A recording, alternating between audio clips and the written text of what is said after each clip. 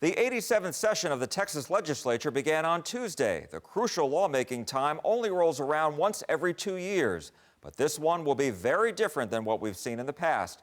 From a leaner state budget to virtual learning policies to coronavirus restrictions, Texas lawmakers are facing a brand new set of issues this year. Earlier this week, I sat down with Jeff Leach, Republican of Plano, to hear more on what we can expect this session. Republican state lawmaker Jeff Leach of Plano, thank you so much for joining us. As you know, the legislative session starts on Tuesday, but because of the pandemic, it may look like fewer, if any, in the past. So what are you doing to prepare for the legislative session in COVID? Well, Jack, you're right. This is going to be a uniquely challenging session for the Texas Legislature, but the good news is every session presents new challenges, and over the past several sessions, we've met those challenges head on, and that's what we plan to do this session. The Capitol's open for the people of Texas. We cannot, nor should the people of Texas ever expect us to do our business, their business, at the People's House without them being involved. And so while things may technically look a little bit different, the Capitol's going to be open. People are going to be part of the process. And over the next 140 days or so on, we're going to tackle the important business of this state and make sure we keep Texas strong and make it stronger. And so do you support, or are you satisfied with the House's efforts to keep lawmakers, employees, and the public safe?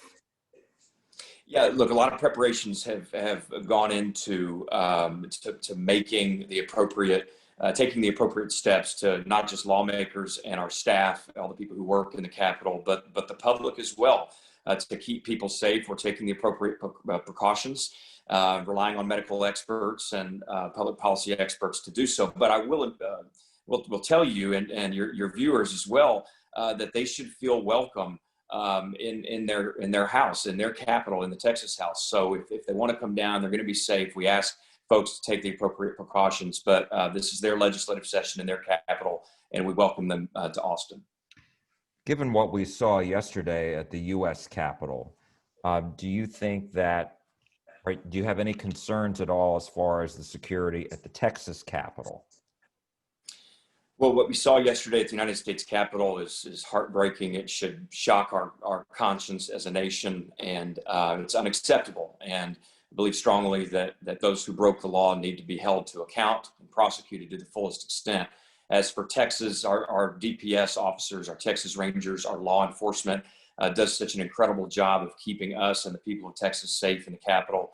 And based on my past experience and what I know about them and their work, I fully expect the Texas Capitol to be safe, and not just for us, but for the people of Texas who come there.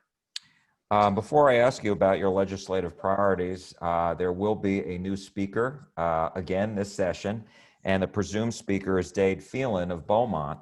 Are you satisfied with that? Are you satisfied with him as being speaker? And how do you think he will govern? I know Dade Phelan. I've worked with Dade, served with him for 3 sessions now, sit right next to him on the House floor, and believe with all my heart that he's going to do a great job as our new speaker. And I'm proud to support him. Look, the role of the Speaker of the House, whether it's in Texas or in Washington, is to allow and to empower the members, the legislators, to be a voice and an advocate for the people that they're elected to serve. Yes, to drive an agenda, to set the tone, but really to make sure that the House is the people's house, and that the voices of the people of Texas, not the lobbyists, not the legislators, but the voices of the people are heard loud and clear on the floor of the Texas House in our debates and in our votes. And Dade is going to do a great job at ensuring that. So what are your legislative priorities this year? Well, my legislative priorities are very simply based on the feedback that I got from my district after having knocked on thousands of doors, dozens of thousands of doors over the last 8 months to a year, hearing from constituents, meeting with constituents. A lot of it, so much of it has to do with getting our state back on track, getting us open again, addressing the pandemic head on. This is a unique crisis. It's a historical crisis and challenge, but also has presented some great opportunities for us to reinvest and recommit ourselves to education, to healthcare, to our economy, to making sure that we're protecting the fundamental rights and liberties of Texans. Those are the things that my constituents are concerned about. And those are the things that we're going to be focused on this legislative session. Texas is the envy of the nation, has been for a long time. We're going to fight and work to make sure that it remains that way. Well, we will find out on Monday when the Texas Comptroller notifies the legislature how much money there will be to spend in the next two fiscal years, 2022, 2023.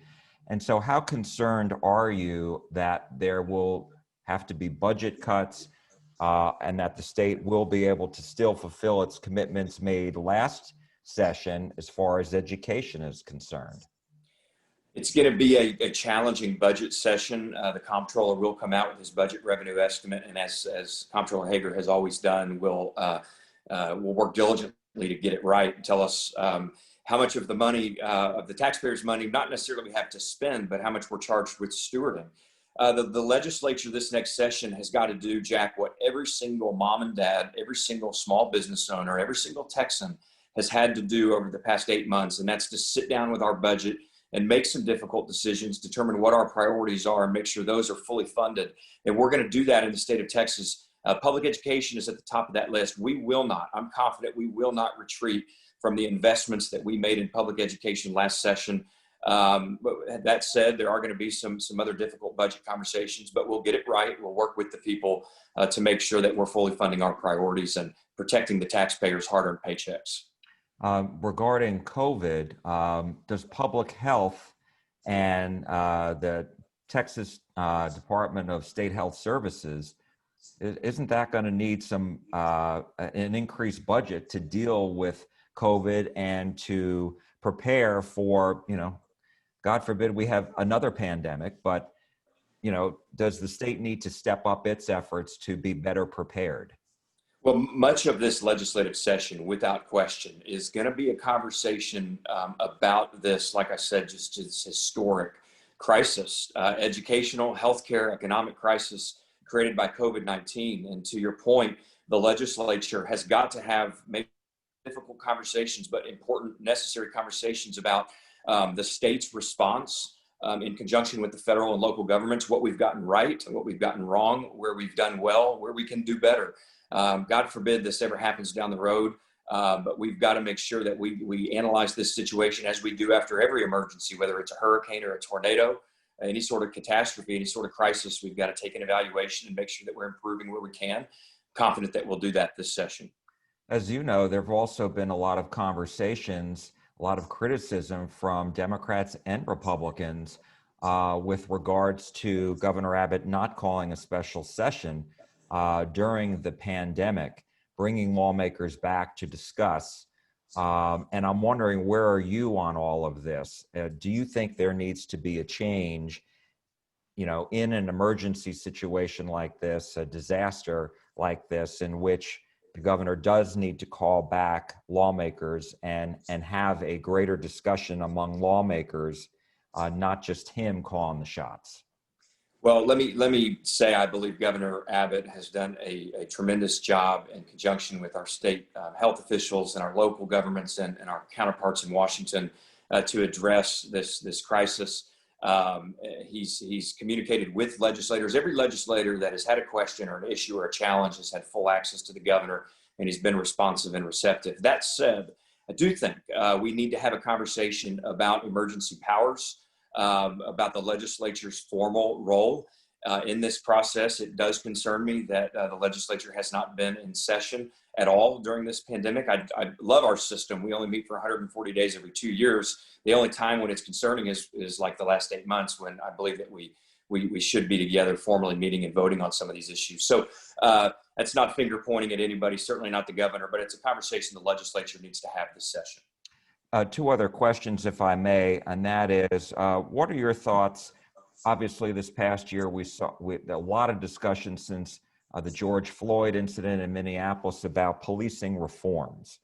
Where are you on that? I'm honored to serve as co-chairman of the bipartisan Criminal Justice Reform Caucus in the House.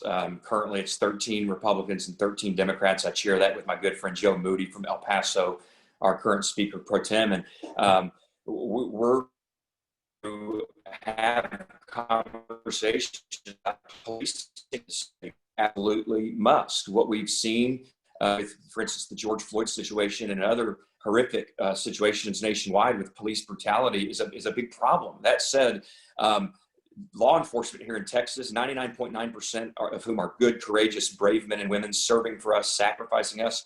Those public safety officers have a seat at the table and will be with us in instituting workable, smart, strong policing reforms. We're already having those conversations and look forward to substantive reforms coming out of our session in a collaborative and productive way.